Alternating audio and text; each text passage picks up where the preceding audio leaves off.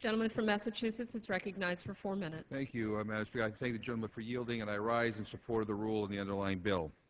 Madam Speaker, our communities are struggling. 47 states are facing budget shortfalls, and at least 34 states will cut both jobs and services in this fiscal year unless there is an additional 6-month extension of the FMAP program. All of us are hearing from our governors. In June, a bipartisan group of governors wrote to Congress pleading for an extension of FMAP money because they believe it is the most efficient way to avoid further layoffs and health care cuts that will slow the recovery. At a time when states like Massachusetts are starting to see unemployment rates decrease, now is not the time to pull the rug from under them.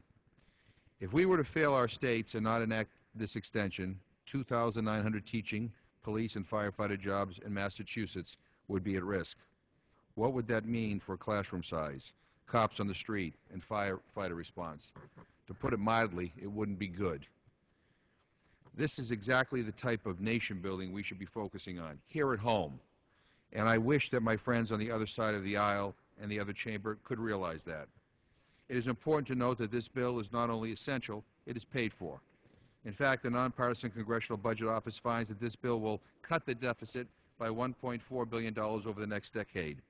If only the Bush tax cuts for the rich, the Medicare prescription drug benefit, or the wars in Iraq and Afghanistan were paid for, we would not be facing the deficit issues we are today. So we don't need any lectures by Republicans about deficits. They created this mess that we're in, and Democrats once again have the responsibility of cleaning it up. They should be ashamed of what they did to this economy. Madam Speaker, I would be remiss if I didn't express my deep concern with one of the offsets in this bill. Specifically, I think it is just plain awful that the Senate has sent us a bill that cuts future funding for the SNAP program, formerly known as food stamps.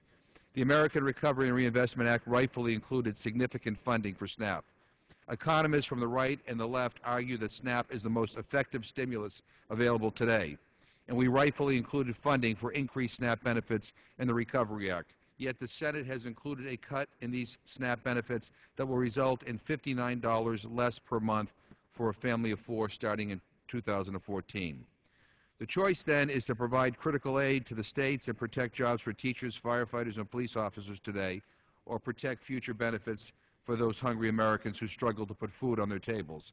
It is not a choice that we should be forced to make. It frustrates me to no end, and quite frankly, I'm outraged that this is one of the offsets. I would ask my friends in the Senate, why do the most vulnerable in our country always have to pay more than their fair share? This practice of robbing Peter to pay Paul must come to an end. Yet here we are. Madam Speaker, I will support this bill because it will help the people of Massachusetts and the people of this country. This bill will do good things, and it will do them immediately. But I'm casting this vote because we have time to fix the SNAP issue in the future.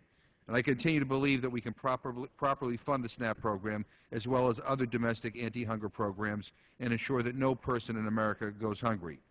And by not dealing with the issue of hunger more aggressively, we are not saving money, Madam Speaker, much more in terms of everything from increased health care costs to lost productivity. I believe that in the richest, most powerful nation in the world, people shouldn't go hungry. Millions of our fellow citizens sadly don't have enough to eat, and that, quite frankly, is a national disgrace. Let's approve this bill. Let's help keep teachers in the classrooms, cops on the streets, and more firefighters in our cities and towns. And then when we come back after recess, let's do what's right and restore the SNAP cuts. Let's find another offset that doesn't make a bad situation worse.